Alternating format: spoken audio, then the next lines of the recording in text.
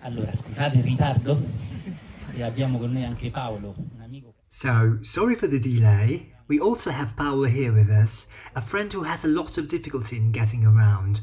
He's arriving and I am very happy that he's here with us this evening. I am convinced that you are happy too.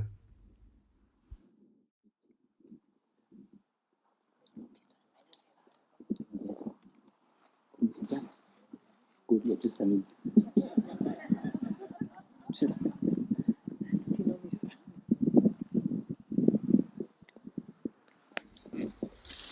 Allora, benvenuti tutti e benvenuto Paolo. So, welcome everyone, and welcome Paolo. I'm very happy that you are here. I've always envied your red moustache, as I told you already. I'm happy and I'm also thankful to those who have helped Paolo to be here with us. And I'm sorry again for being late. Anyway, today, after a nodule yesterday, we will deepen our understanding on what we talked about. Yesterday we talked about the story that I hope has been going around in you with all the possible simplicity. A story of extraordinary depth, without excluding the idea that it happened 2,500 years ago so as to reach your conscience today.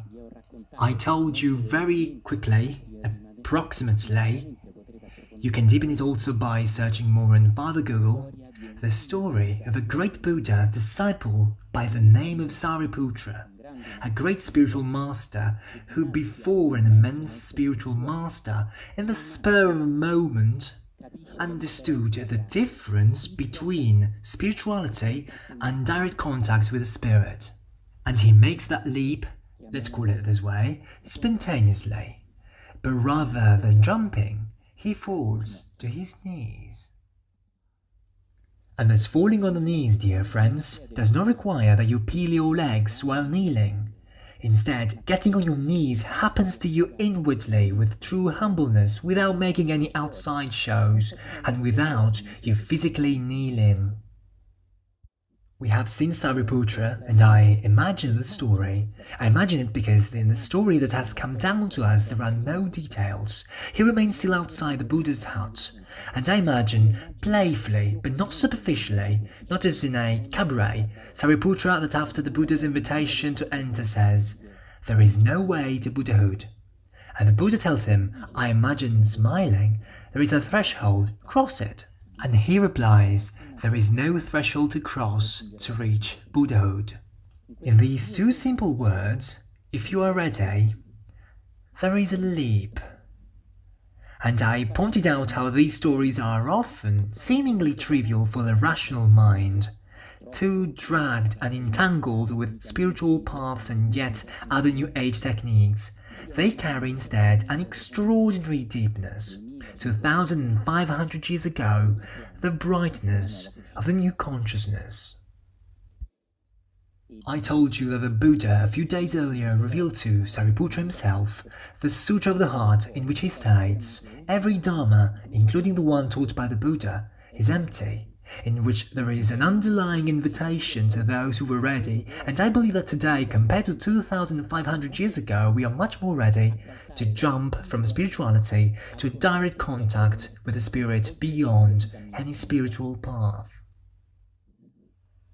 This leap does not make a show. It does not make you walk around dressed as Taoists or wizards, alchemists or early Christians, nor as Essenes. This leap is profound and therefore does not need to be noticed or to be told to others that it has been accomplished and so on, because this is just food for the ego.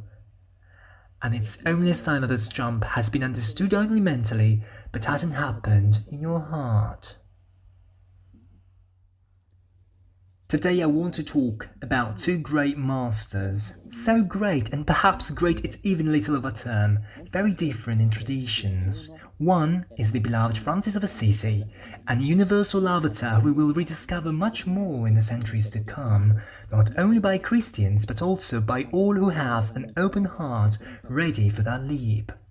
The other, a contemporary giant master who we love so much, is Ramana Maharshi. I introduce him in this way. If you throw a leaf into the fire, it will burn, only if it's dry. If the leaf is green, it will only produce smoke, and the smoke will go into the eyes of those around that fire. If you throw many green leaves on the fire, it could even extinguish the fire.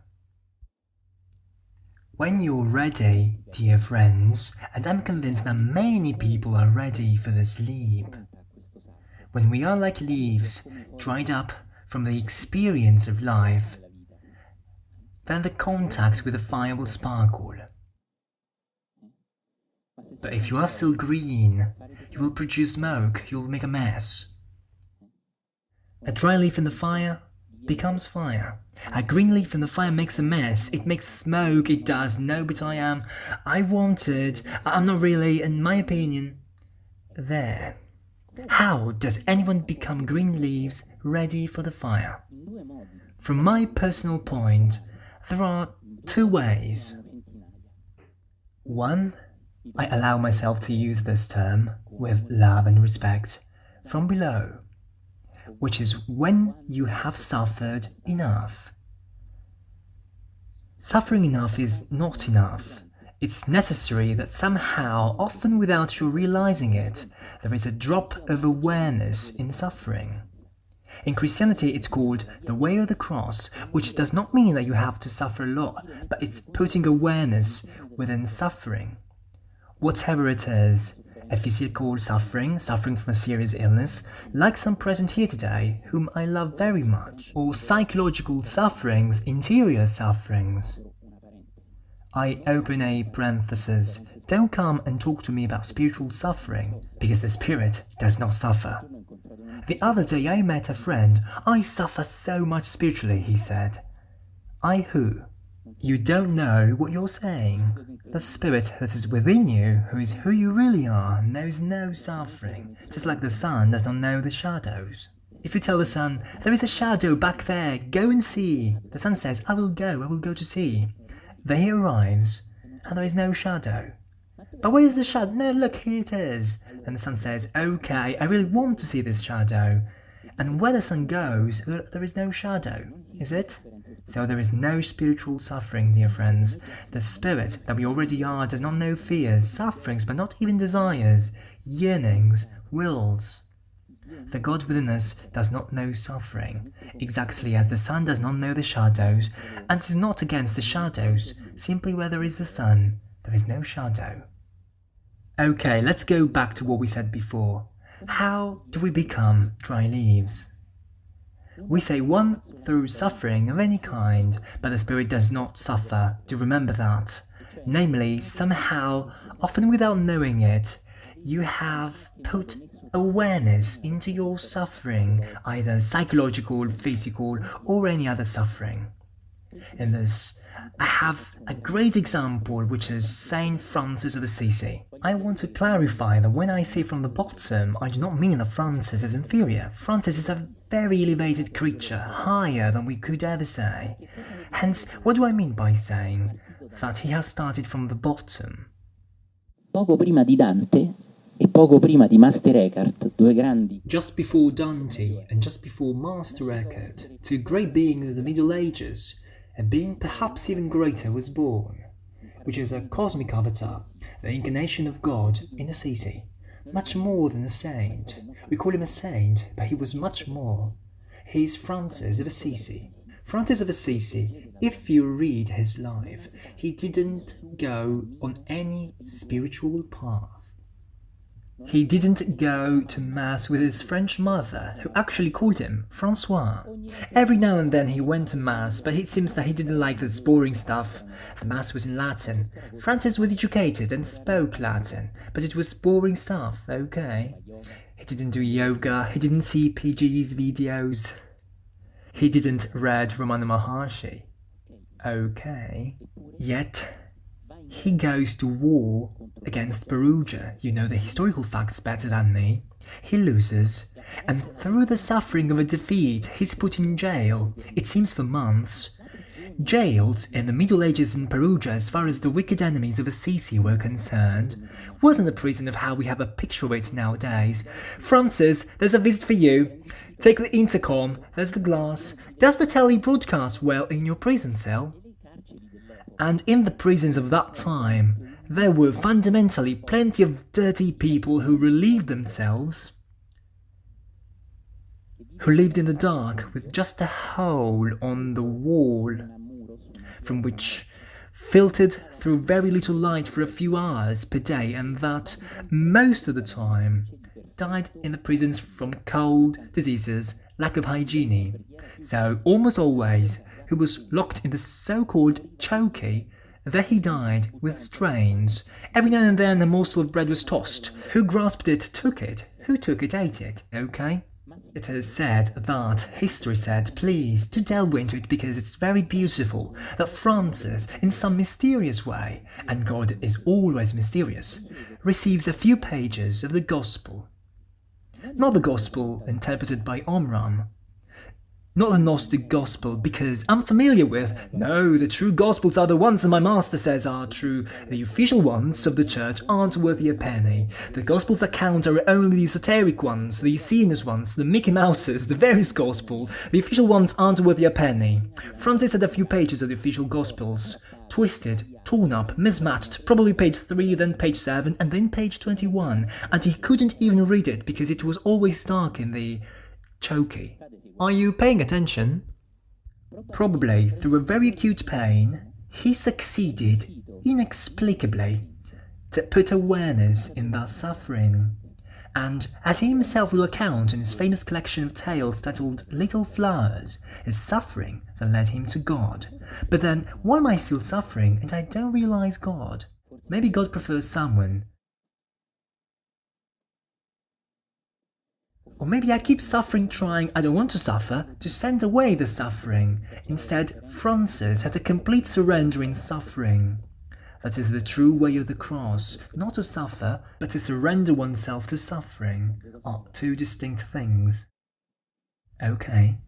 Francesco non diventa un santarello da calendario. Francis doesn't become a little saint calendar. He becomes a cosmic example.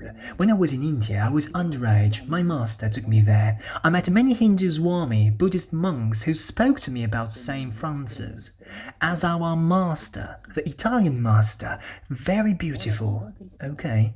Non-Christian monks. And that's because anybody senses that Francis is more than just a saint. He's not a saint only for the Christians. He's a master for everybody. Well, if you deepen his life, Francis has not committed to any spiritual path.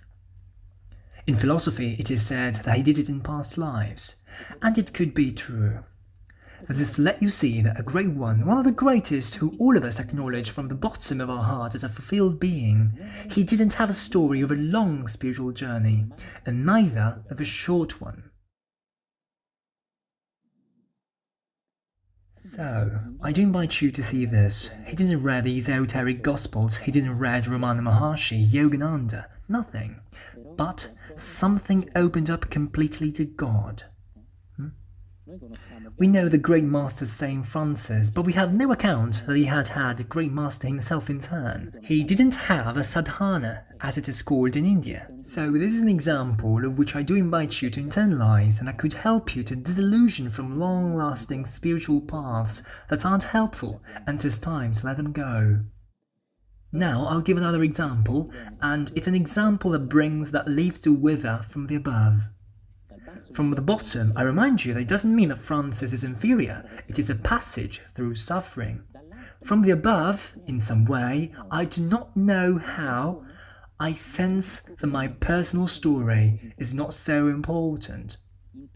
I perceive that whether I live a deep spiritual life or not at all, there's something that doesn't love me neither more nor less.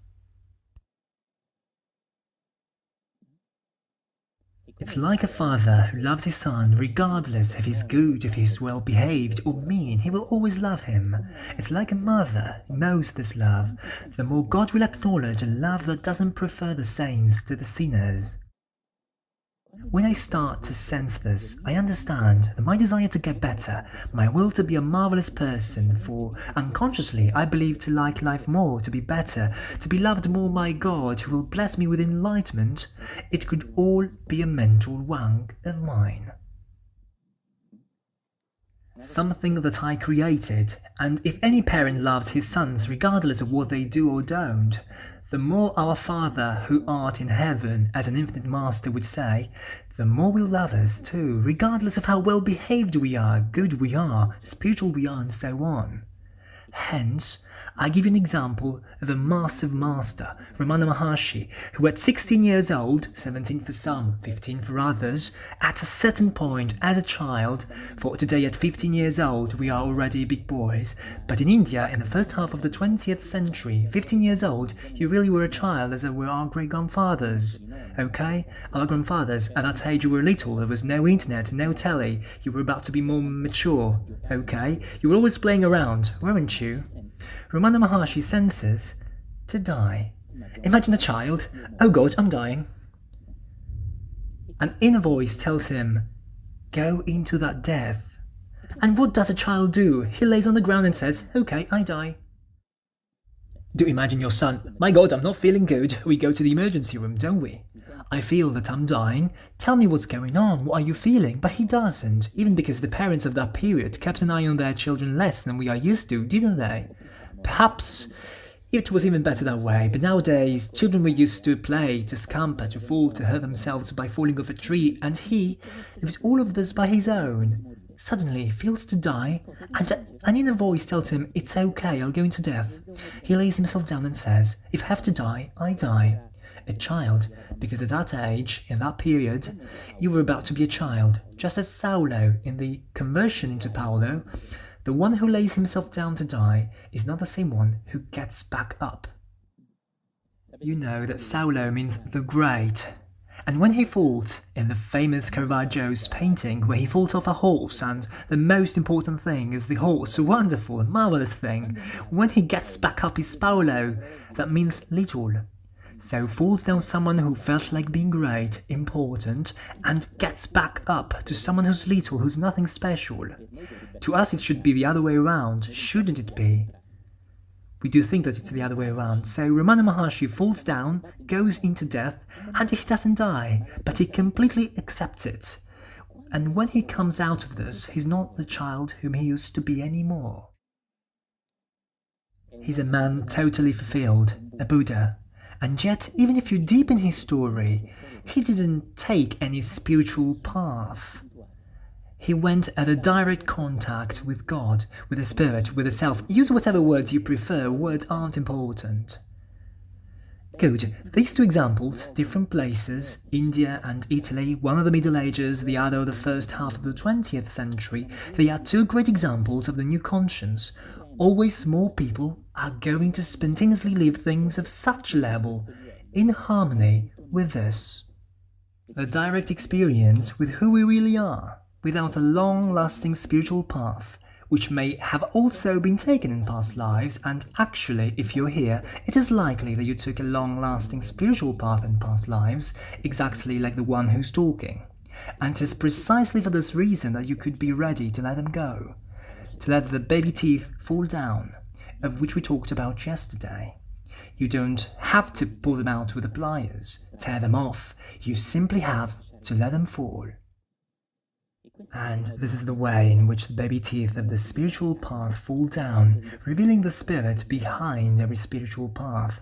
From the bottom, mysteriously, when you suffer long enough, somehow suffering is made aware by embrace instead of trying not to suffer and endure suffering. We considered a massive example, that is Francis of Assisi.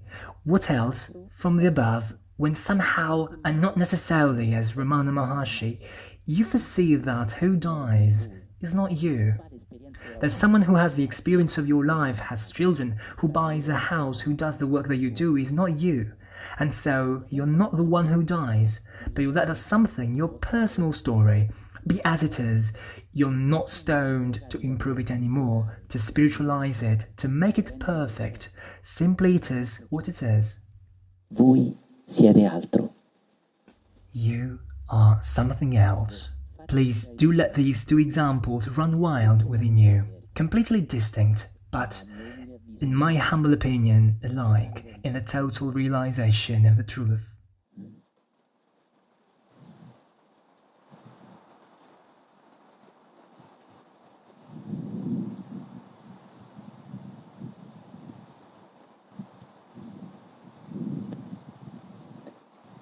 Sentite che bello questo vento, che adesso è diventato più intenso. Listen up, this beautiful wind. Now it has become more intense, like if it was the breath of the earth. Please, without haste, if you can. Who cannot stand up, stay where you are, someone will go to you. Stand up and stand with a person. Before moving on, I'll let you notice that this dry leaf, that it's ready to burn, and not to produce smoke, not to stink and so on, becomes ready simply through love. Although love has thousands of mysterious ways, and we looked at two very powerful ones, one through Saint Francis, who is much more than a saint, and the other through Ramana Maharshi. We considered in one instance that mysterious love that blooms through suffering in some way completely embraced it, totally accepted it, which is an aspect of consciousness. And I ask you, is there a part of me that is to some extent suffering, physically, psychologically, at which I'm holding out, even trying to flee? Perhaps even through a spiritual practice, that rather than bringing me to embrace the suffering unconsciously, I imagine that meditation, the inner clicks, are of help not to let me suffer anymore instead of lovingly accepting suffering. That embrace is love. Oftentimes more than how much you love your family. That instead is love linked to the personal story, emotional, sentimental, it's very beautiful, fantastic. But we are speaking about love with a L capital letter. Then we focused on another example, the one of the massive Ramana Maharshi. That again is love, and it is a love that society, as for now, doesn't know, does it? Starting to sense that my personal story is not me, and that, as in the case of Ramana Maharshi, who dies is not me. But also, in this instance, I could say who buys a house, who makes children, who finds a job, who lives my personal story, the life of my person, it's not who I really am. And albeit this is profoundly loved, depleting life just after this, it means not living the life of who I really am. And instead, with this example, I ask, is it possible that I give too much importance to my personal story? And even, I see the practice of spirituality as a way to fix my personal story, to enhance it, as so many people still believe in bringing prosperity, well-being, happiness, all things that are discovered when you go behind the mask of the person, not when you deplete all your energies for improving the person. I still want to let you see that these two aspects are love more than that sentimental love that we are told in romantic songs.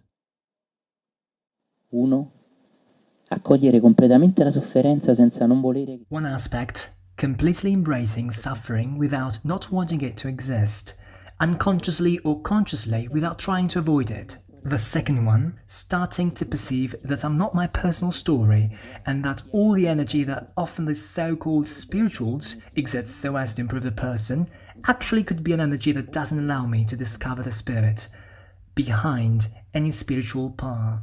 If many of us have taken a long-lasting spiritual path, it could be that the spiritual path has been pivotal just at the beginning, but afterwards it became a slavery that found us again life after life, not to elevate us but to hold us down, because it didn't help us to go toward God, but to fill us only with concepts about enlightenment, about God, about nirvana, all things that are, as one would say in Sanskritic, bollocks of our mind. So, I simply invite you to let all of this run wild within you. Two aspects of love that usually society doesn't acknowledge as love. One, let's call it Saint Francis, who is much more than a saint, the total embrace of suffering, even more atrocious, dreadful. The second one, let's call it Ramana Maharshi, who imparted even greater things than these ones, the embrace of death, being aware that who dies, it's not me, and so even the first intuitions that my personal story is not me. And so, in lieu of spending centuries, millennia in improving the person, I simply turn my attention deeper, behind, without despising the person, but not depleting my life, only behind the life of the person.